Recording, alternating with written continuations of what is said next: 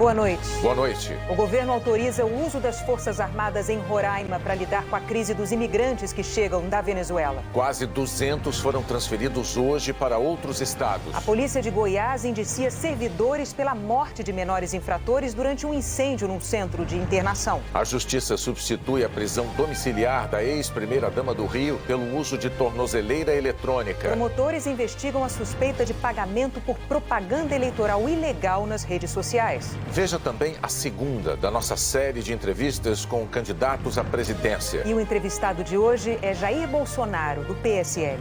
Agora, no Jornal Nacional.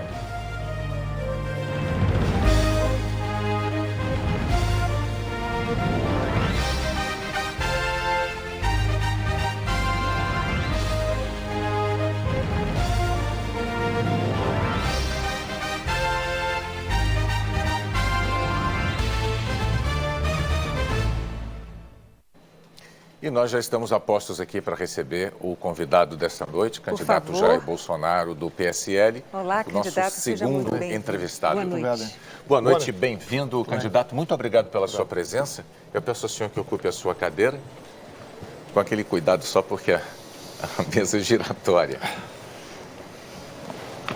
Muito bem. Isso aqui está parecendo uma plataforma de tiro de artilharia. Então, estou confortável aqui. Esteja certo de que não é. Vamos lá, Renata. Vamos lá, o Jornal Nacional, boa noite. Boa noite. Candidato, novamente, o Jornal Nacional dá sequência hoje à série de entrevistas ao vivo com os principais candidatos à presidência da República, mais bem colocados na última pesquisa Datafolha de intenção de votos. Luiz Inácio Lula da Silva, candidato do PT, aparece em primeiro lugar na pesquisa, mas o ex-presidente não pode dar entrevistas por determinação da Justiça. Ele está preso em Curitiba, condenado por corrupção passiva e lavagem de dinheiro. A ordem das entrevistas foi determinada em sorteio com a presença dos assessores dos candidatos. Ontem esteve aqui Ciro Gomes, do PDT, hoje é a vez de Jair Bolsonaro, do PSL, como dissemos. Amanhã, Geraldo Alckmin, do PSDB, e na quinta-feira, Marina Silva, da Rede. Nas entrevistas, nós abordamos os temas que marcam cada uma das candidaturas, questionamos assuntos polêmicos e tratamos da viabilidade de alguns pontos dos programas de governo. Na semana de 17 a 21 de setembro, os candidatos mais bem pontuados pela pesquisa Ibope ou Datafolha, mais recente da ocasião, também vão estar no Jornal da Globo. O tempo total desta entrevista é de 27 minutos e não pode ser ultrapassado porque foi esse o tempo dado ao candidato Ciro Gomes na entrevista de ontem. Ao fim, o candidato terá mais 1 minuto para dizer que Brasil que ele quer para o futuro. E o tempo começa a ser contado a partir de agora. Candidato Jair Bolsonaro, bem-vindo mais uma vez. Nós vamos começar a entrevista falando sobre o velho e o novo na política. O senhor está no seu 7º mandato, são 27 anos.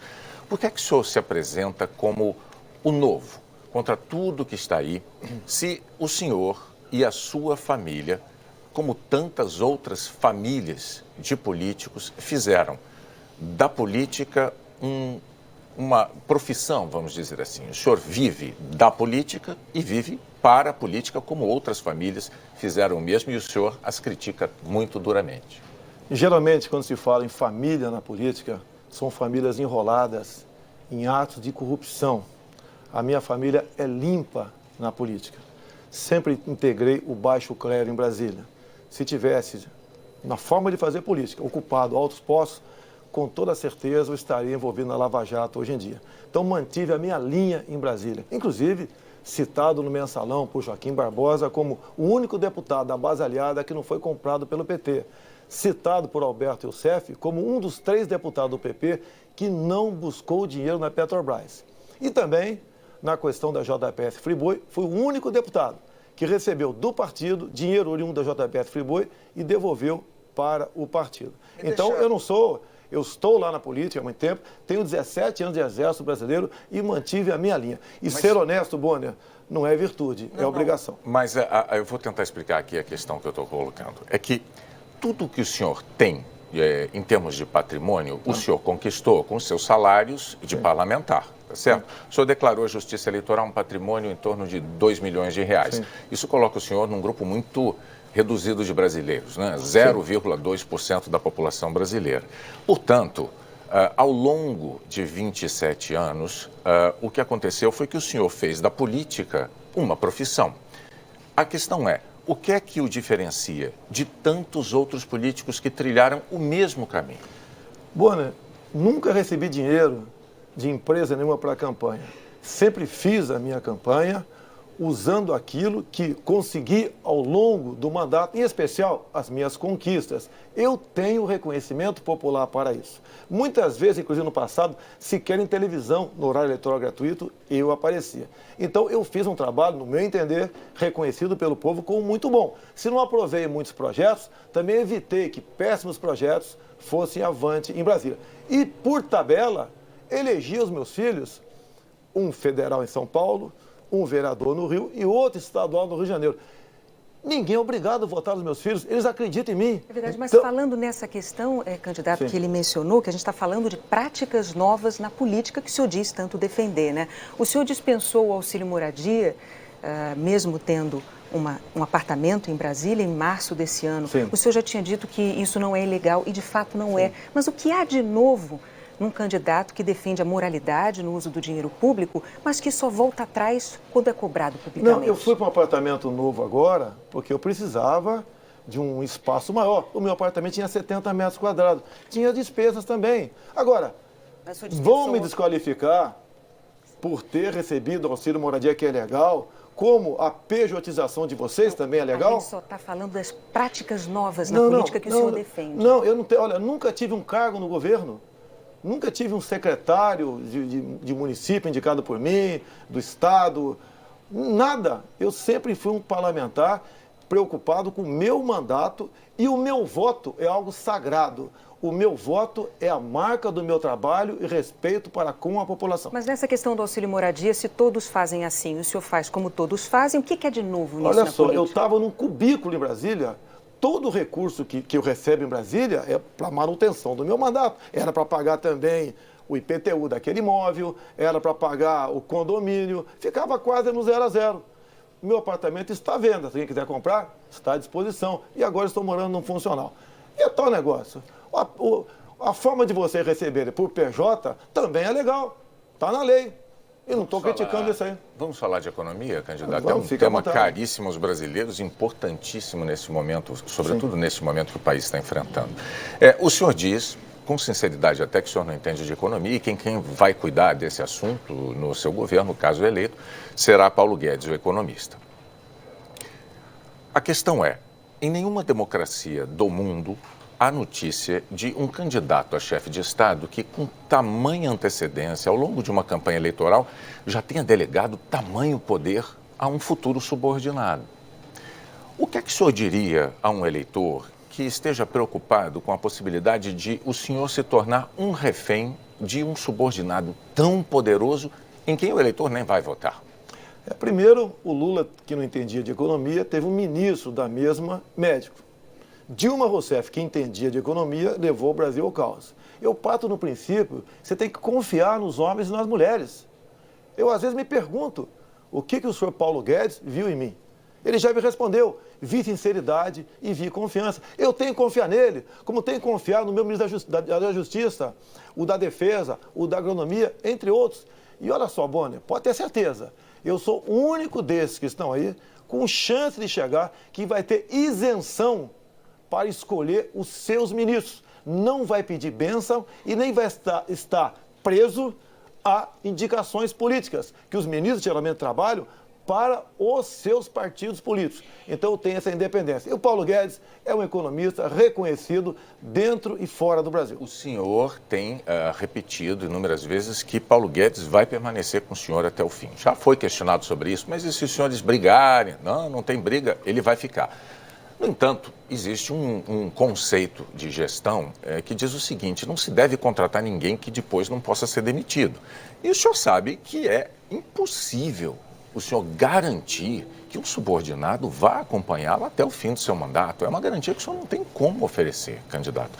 Então, a questão que eu gostaria de propor é a seguinte, digamos que Paulo Guedes um dia entre no seu gabinete como presidente da República e diga assim, sei lá, como ministro, ele diga assim, ó, presidente, ou o senhor faz isso, isso e isso, ou eu vou pegar o meu boné e vou-me embora. O que o senhor faria numa situação como essa com o Paulo Guedes? O senhor deixaria ele ir embora e aí o senhor descumpriria essa promessa de mantê-lo até o fim? Ou o senhor obedeceria à exigência feita por ele? Bonner, é quase que um casamento. Eu estou namorando o Paulo Guedes há algum tempo, e ele a mim também. Nós, Bonner, somos separados. Até o momento da nossa separação, nós não pensamos numa mulher reserva para isso. Se isso vier a acontecer, por vontade dele ou por uma vontade minha, paciência. O que eu tenho de Paulo Guedes até o momento é de uma fidelidade, de um compromisso enorme para com o futuro do Brasil. Tenho certeza, acredito nas propostas dele e ele vai implementar.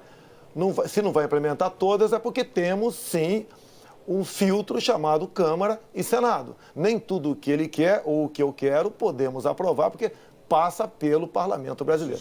O senhor está, então, agora admitindo que existe essa possibilidade de Paulo Guedes, em algum momento, se descasar do senhor, para usar uma comparação que o senhor está falando. Paulo Guedes, Boni, quando nós nos casamos, né, eu com a minha esposa e você com a sua, nós juramos fidelidade eterna. E aconteceu um problema no meio do caminho, que não cabe a ninguém discutir esse assunto. Duvido, pelo que conheço, de Paulo Guedes. Eu passei a conhecê-lo muito mais, depois comecei a conversar com ele, esse esse divórcio venha a acontecer. O único insubstituível nessa história sou eu, que daí troca todo o ministério. Fora isso, se porventura vier a acontecer, pode ter certeza, né, que não será por um capricho meu ou capricho dele, que nós estamos imbuídos, eu e Paulo Guedes estamos imbuídos em buscar dias melhores para o nosso Brasil. E nós não queremos uma aventura nesse processo. Candidato, vamos falar agora de um tema muito importante também, que é desigualdade de gênero. Segundo o IBGE, as mulheres ganham 25% menos que os homens. O senhor já disse que no serviço público já há garantia dessa igualdade salarial e no setor, na iniciativa privada, vale o que o empregador, o livre-arbítrio do empregador. O senhor já disse que um presidente da República, na sua opinião, não pode fazer nada a respeito para mudar esse quadro. O fato é que o senhor afirmou que, se fosse empregador, não empregaria mulheres com os mesmos salários dos homens. Ou seja, o senhor se solidariza pessoalmente com os empregadores que compartilham dessa desigualdade salarial. Como explicar isso às mulheres? É muito fácil. Renata, você leu isso, ouviu essa afirmação tua a meu respeito? Acho que eu ouvi e li. Não, você não. Me desculpe, a senhora não ouviu. Candidato, eu ouvimos. Nunca... Se o senhor quiser... Foi no programa do Luciana Gimenez? Sim. Foi no Mas já existia esse fato em jogo. E ela perguntou para mim, eu falei, é competência. Daí ela falou, as mulheres todas são competentes. Então, a questão de salário, a questão de competência, na CLT já se garante isso. O salário compatível, desde que não haja mais de 2 anos de tempo de serviço a mais entre um e outro. Nós sabemos que, na prática, existe desigualdade salarial entre homens e mulheres, tanto é que o IBGE mostra que as mulheres ganham 25% a menos que homens. Eu gostaria só de saber, o senhor eleito presidente da República, o senhor é candidato à presidência, que políticas o senhor deve fazer para evitar essa desigualdade? Por que o Ministério Público do Trabalho não age no tocante a isso daí? Posso agir. O senhor, como presidente da República... Mas eu não tenho ingerência no Ministério Público do Trabalho. Isso está na CLT. É só as mulheres denunciarem, o MP do Trabalho vai estar lá e resolve o assunto. Mas o senhor sabe que o Estado ele tem mecanismos para estimular a iniciativa privada para que não cometa esse tipo de desigualdade salarial. Olha, e o senhor, como candidato à presidência da República, não vai fazer nada para... Ou melhor, como presidente da República, o senhor não fará nada para evitar... Mas é lógico que te faria, mas estou falando que o Ministério Público do Trabalho pode ser questionado. Eu estou vendo aqui uma senhora e um senhor. Eu não sei o certo, mas com toda certeza há uma diferença salarial aqui. Parece que é muito maior para ele do que para a senhora. São cargos semelhantes, são iguais. Candidato, deixa eu então, só, desculpe, até eu vou interromper vocês dois. Assim, eu poderia até como cidadã e como qualquer cidadão brasileiro, fazer questionamentos sobre os seus proventos, porque o senhor é um funcionário público, deputado há 27 anos, e eu, como contribuinte, ajudo a pagar o seu salário. O meu salário não diz respeito a ninguém. E eu posso garantir ao senhor, como mulher, que eu jamais aceitaria receber um salário menor de um homem que exercesse as mesmas funções e atribuições que eu. Mas agora eu vou devolver a palavra ao senhor, para o senhor continuar o seu raciocínio. Pode ter certeza, né? Você vive em grande parte aqui de recursos da União. São bilhões que recebem o Sistema Globo de recursos da propaganda oficial do governo. São concessões. Mas vamos lá. Não pregue em mim essa pecha que eu defendo isso, porque se eu tivesse defendido um dia, teria um discurso meu na Câmara. Tá? Nunca teve um discurso, teria um projeto meu da Câmara nesse sentido. Não existe. Esse rótulo foi pregado em mim o ano 2010, mais ou menos, 2012, quando eu dei uma entrevista para o jornal Zero Hora de Porto Alegre. Eu estudei e falei por que mulher ganha menos do que homem, de acordo com estudos, inclusive do IBGE. O senhor tem, então, algum projeto nesse sentido, se for eleito? Já está na CLT. A CLT já garante salário igual para as mesmas funções para homem e mulher. Não tem que discutir. E se a lei não está sendo cumprida, né?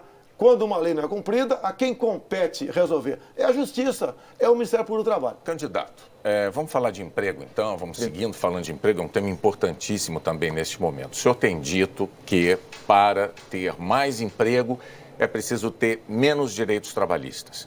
Eu pediria ao senhor que explicasse, num governo Bolsonaro, quais direitos trabalhistas os brasileiros deixarão de ter? Faltou um pedacinho antes. Eu tenho falado em todas as reuniões que eu faço, há quase 4 anos, em palestras pelo Brasil, que a classe empregadora, são os comerciantes, são os industriais, os empresários, têm dito o seguinte, eles têm dito o seguinte, um dia o trabalhador vai ter que decidir, menos direito de emprego ou todos os direitos e desemprego. Por que isso? O custo do Brasil. O senhor verbaliza o que dizem os empregadores na condição de candidato à presidência. Eu tenho falado para eles, você tem que demonstrar isso. Mas quais são os direitos trabalhistas que o senhor, como presidente, tiraria? Esses direitos estão previstos no artigo 7º da Constituição, cláusulas pétreas. Nenhum pode ser tirado. Nenhum pode ser tirado. O que nós temos que fazer, aí parte por parte do Executivo, nós temos que desonerar a folha de pagamento. Nós temos que desburocratizar. Nós temos que desregulamentar muita coisa, evitar que para se abrir uma empresa leve em média aí 100 dias no Brasil. E isso nós temos que fazer para ajudar ter emprego no Brasil. Porque, olha, Boni, você não consegue no Brasil... Eu estou tentando extrair do senhor uma informação objetiva com o seguinte propósito. Não seria mais correto, antes da eleição, o eleitor saber, o trabalhador saber, de que tipo de direito o senhor está disposto a tirar? Que tipo de direito o senhor está disposto a suprimir uma vez eleito? Para não ter uma surpresa depois. Desculpa, Boni, quem porventura tira direito não vai ser o chefe do Executivo, vai ser a Câmara e o Senado. Só vai propor ao Congresso? Só se você tiver uma nova Assembleia Nacional Constituinte. E se você instaurar uma nova Assembleia Nacional Constituinte, a gente não sabe o que vai acontecer dentro do parlamento. Você perde o controle daquilo lá. Agora, isso é uma realidade. Você não consegue produzir um prego no Brasil e botar de forma competitiva no Paraguai. E mais ainda, uma grande verdade, o salário hoje é muito para quem paga e pouco para quem recebe. Vão partir dessa premissa para buscar a solução do problema. E não jogue a responsabilidade em cima de um candidato à presidência para essa quantidade de problemas que nós temos no Brasil. É que o candidato disse que é preciso ter menos direitos trabalhistas para ter mais emprego. Mas eu vou seguir ainda na questão dos direitos trabalhistas. O senhor tem verbalizado, candidato, mas vamos lá.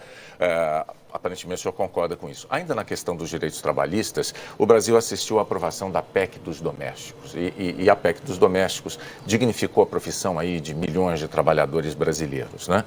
Deu a eles direitos que até então não tinha. No entanto, o senhor votou contrariamente à PEC dos domésticos. Eu lhe pergunto, por que é que o senhor considera que esses milhões de cidadãos trabalhadores brasileiros não teriam direito não mereceriam esses direitos conquistados? Não é o senhor que votou contra, eu fui o único a votar contra. Em 2 turnos, então não houve erro da minha parte. Foi para proteger. O que eu defendia são os meus direitos, mas de forma gradativa. Levou milhões de senhoras e alguns homens que exerciam o trabalho doméstico para ser o quê? Diaristas. E como diaristas, não estão, sequer grande parte deles, recolhendo para a sua previdência. Então tem que ser devagar. Muita gente teve que demitir porque não teria como pagar. Muitas mulheres perderam o emprego exatamente pelo excesso desses direitos. Essa foi a minha intenção. Bom, os números recentes do IBGE a respeito disso não atestam com tamanha clareza o que o senhor está dizendo, candidato. Mas, para a gente também não ficar só num assunto, eu diria o seguinte, o eleitor deve entender, então, que para o senhor não tem saída. Ou não tem direito ou não tem emprego. Porque tal a gente aprovar todos os direitos trabalhistas para os militares das Forças Armadas. Você seria favorável? Eu sei que o entrevistado está sendo eu. Vamos aprovar todos os direitos trabalhistas para os militares das Forças Armadas e Forças Auxiliares? Não foi a questão que eu coloquei, candidato. Eu falei de empregados domésticos e o senhor votou contra. O senhor disse que foi o único a votar contrariamente. Votei pretendendo defender e sabendo que ia ser o único votando contra. Então eu não me joguei no covil dos leões. A imprensa não bateu em mim na época. Houve sim demissão, Bonner. Houve. Muita gente que chegava, dormia no trabalho, passou a não dormir mais. Muita gente chegava cedo, até fazia um café para os patrões ali, não chego mais para não contar aquele tempo de serviço. Perderam o café da manhã e perderam o pernoite. Eu vou pedir, então, licença para a gente ir para agora. Esses são direitos, inclusive, que o senhor se referiu. Mas vamos partir para um outro tema importante, que é a homofobia. Tá. A cada 19 horas, um gay, lésbica ou trans é assassinado ou se suicida por causa de homofobia no Brasil. Tá. O senhor já disse que não é homofóbico, mas o senhor também já declarou que vizinho gay desvaloriza imóvel. O senhor já disse que prefere que um filho morra a ser gay. O senhor já, inclusive, relacionou pedofilia com homossexualismo. Candidato, essas declarações não são homofóbicas? Esse termo, não inclusive, homossexualismo foi o senhor que usou, porque vamos falar. Em geral, a palavra correta para se usar seria ter homossexualidade. Renata foi literal na transcrição do que o senhor disse. Olha só, isso começou a acontecer em novembro de 2010 comigo. Até aquele momento eu era uma pessoa normal, como você. É normal por aí, no tocante a isso. E eu passando nos corredores da Câmara, vi algo acontecendo de forma esquisita. Um grupo que não é normal você ir na praia e encontrar gente de paletó gravata. Ou num fórum, gente com short de banho. E estava um pessoal vestido a caráter. E perguntei sim para um segurança lá, vai haver alguma parada do orgulho gay na Câmara? E tomei conhecimento do que estava acontecendo lá. Eles tinham acabado o 9º seminário LGBT infantil. Repito, 9º seminário LGBT infantil. E estavam discutindo ali, né, comemorando o lançamento de um material para combater a homofobia, que passou a ser conhecido como kit gay. Entre esse material, Bonner, estava esse livro lá, Bonner. Então, pai que tenha filho na sala agora, retira o filho da sala, para ele não ver isso aqui. Se bem que na biblioteca das escolas públicas tem. Olha só, não vou mostrar se as crianças não. Não, mas é um livro escolar, é para criança. Eu pediria ao senhor é um livro para criança. Os pais não sabem que isso está na biblioteca. Nós temos uma regra, candidato, que eu estou relembrando com os seus assessores. Os candidatos não mostram documentos, eles não mostram papéis. Não, mas está aqui o livro, uma prova. Eu pediria ao senhor... Isso daqui... Não é, candidato, posso lhe dizer... Vou tirar o livro aqui. Não é respeitoso, só pode deixar o livro comigo. Não, pode deixar, não vou mostrar mais não. Então, olha só, eu vou mostrar numa live, depois do programa, o livro, sem problema nenhum. Se bem que fiz esse livro com a minha filha até o momento de... Antes do livro entrar em questão. Tirei minha filha e fiz uma live não.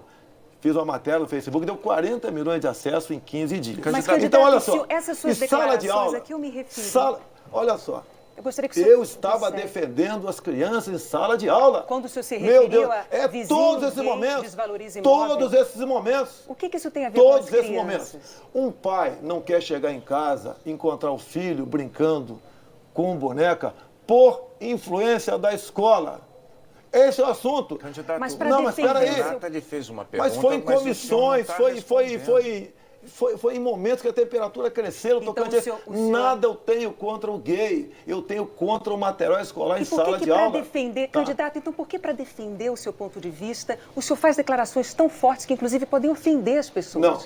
Não, tem muito gay que é pai, que é mãe e concorda comigo. As declarações foram fortes, foram algumas caneladas, peço até desculpas, mas foi um momento de temperatura alta em comissões que quase houve vias de fato em muitas discussões, porque o ativismo LGBT levava para isso. Inclusive, eu peço para você que está em casa, entre na internet, pegue lá, Plano Nacional de Promoção e Cidadania LGBT. São 180 itens, entre eles a desconstrução da heteronormatividade. Ou seja, estão ensinando em algumas escolas que homem e mulher está errado. Pode ser sim, homem com homem, mulher e mulher. O que é difícil, Bonner, para criancinha a partir de 6 anos de idade. Bom, vamos lá. Renata... Vamos falar sobre... Qual é o tema agora? Segurança pública. Sim. Eu acho que é a hora de entrar com esse tema, então, está na hora. Vamos lá, candidato. Outro tema importantíssimo, o Brasil está preocupadíssimo com o tema, sim, e é um tema caro ao senhor também. O senhor sabe, nas favelas brasileiras, a imensa maioria dos moradores é de gente honesta, trabalhadora, que vive sob o jugo, sob o domínio de traficantes de drogas e que, muito frequentemente, é vítima de tiroteios entre bandidos e policiais.